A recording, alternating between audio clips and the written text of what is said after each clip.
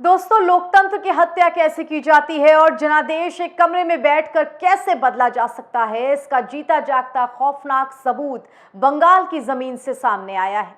खबर आ रही है कि जैसे ही ममता बनर्जी बहुमत के आंकड़े के पास पहुंची, अचानक पूरी काउंटिंग रोक दी गई। इस पूरे घटनाक्रम से गुस्सा में आई ममता बनर्जी ने अब इस्तीफा देने से साफ इनकार कर दिया है। सवाल यह है कि आखिर किसके इशारे पर 13वें राउंड में खेल किया गया? क्यों अचानक जीत हार के आंकड़े पूरी तरह से बदल गए?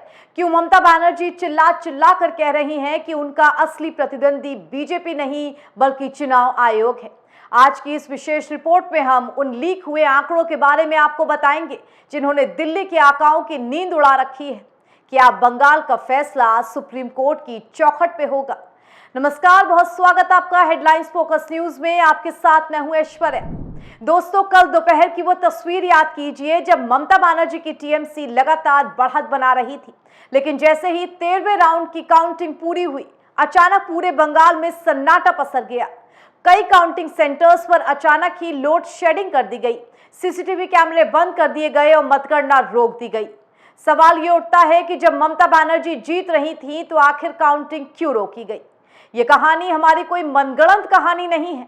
आप पूरी खबर देखिए, पुख्ता जानकारी मौजूद है जो ये बताने के लिए काफी है कि खेला हो चुका है। मीडिया हेडलाइंस में साफ साफ लिखा गया है, 15वें राउंड तक आगे रहने के बाद कैसे हार गई ममता? आखिर के 5 राउंड में शिवेंदु ने कैसे दी पटखनी? मतलब साफ है कि 15वें राउंड तक ममता बनर्जी भवानीपुर सीट से लगातार आगे चल रही थी, लेकिन अचानक 15वें राउंड के बाद वो पिछड़ना शुरू हुई और आखिर के 5 राउंड में उन्हें हरा दिया गया। लेकिन यहाँ एक बात काबिले गौर है कि 15वें राउंड से पहले 13वें राउंड में मतगणना अचानक रोक दी गई और करीब आधे घंटे से ज्यादा समय तक उसे बंद रखा गया। ममता बनर्जी का सीधा दावा है कि खेला यहीं से शुरू हुआ था। सवाल वाजिब है, कैसे कोई शख्स 15वें राउंड तक बड़ी बढ़त बनाकर चलता है और अचानक 15वें राउंड के बाद हारने लगता है, जबकि 15वें राउंड तक ममता की बढ़त 15,000 से ज्यादा वोटों की बन चुकी थी। आपको बता दें कि मामला सिर्फ भवानीपुर सीट तक ही सीमित नहीं है, बल्कि ममता बनर्जी के दावे इससे भी बड़े हैं। एक बड़ा दावा सामने आया है कि जिस वक्त भवानीपुर सीट पर 13वें राउंड में काउंटिंग रुकी थी, ठीक उसी समय पूरे बंगाल में लगभग 100 सीटों पर अचानक मतगणना रोक दी गई थी। टीएमसी का आरोप है कि इसी दौरान वो बड़ा खेला हुआ है जिसने 100 सीटों पर चुनावी नतीजे पलट दिए। कई जगहों पर टीएमसी समर्थकों को ये कहते हुए सुना गया कि असली आंकड़ों में टीएमसी पूर्ण बहुमत का आंकड़ा पार कर चुकी थी, लेकिन तभी काउंटिंग रुकती है, पूरी प्रक्रिया को मैनेज कर दिया जाता है।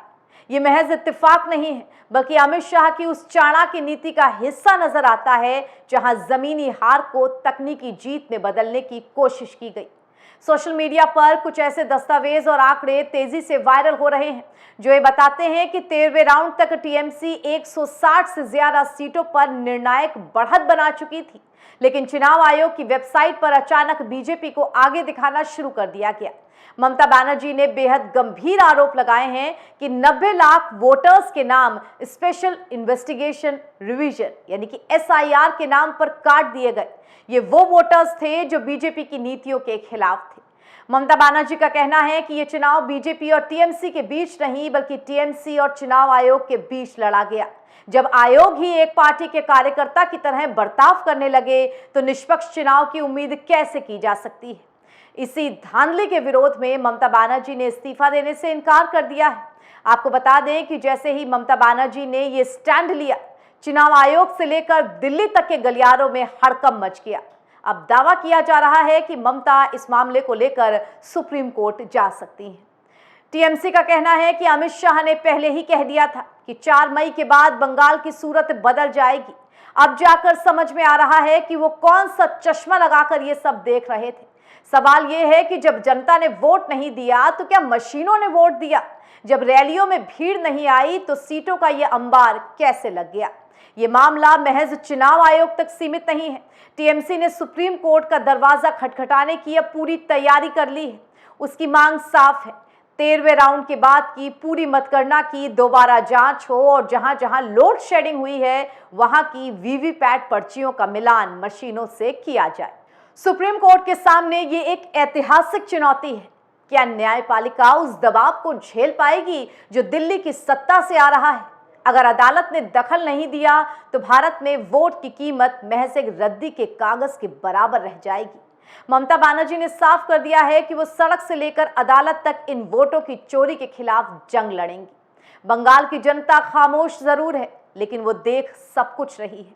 जिस तरह से संदेश खाली और आरजी जैसे संवेदनशील मुद्दों का राजनीतिक इस्तेमाल किया गया और जिस तरह से मॉक पोल की पर्चियां कूड़े में पड़ी मिली, उसने चुनावी पारदर्शिता पर काली पोत दी है।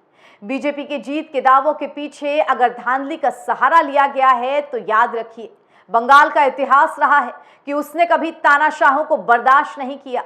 ये हार ममता बनर्जी की नहीं बल्कि उस सिस्टम की है जिसे बीजेपी ने अपना गुलाम बना रखा है।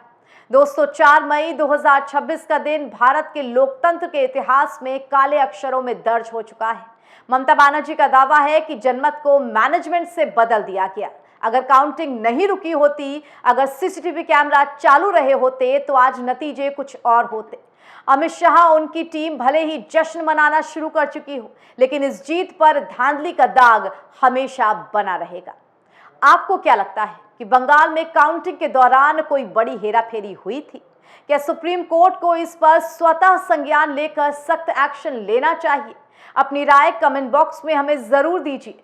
वीडियो को लाइक करें, शेयर करें और सत्ता के अहंकार के खिलाफ सच की आवाज को बुलंद करने के लिए देखते रहें हेडलाइंस फोकस न्यूज।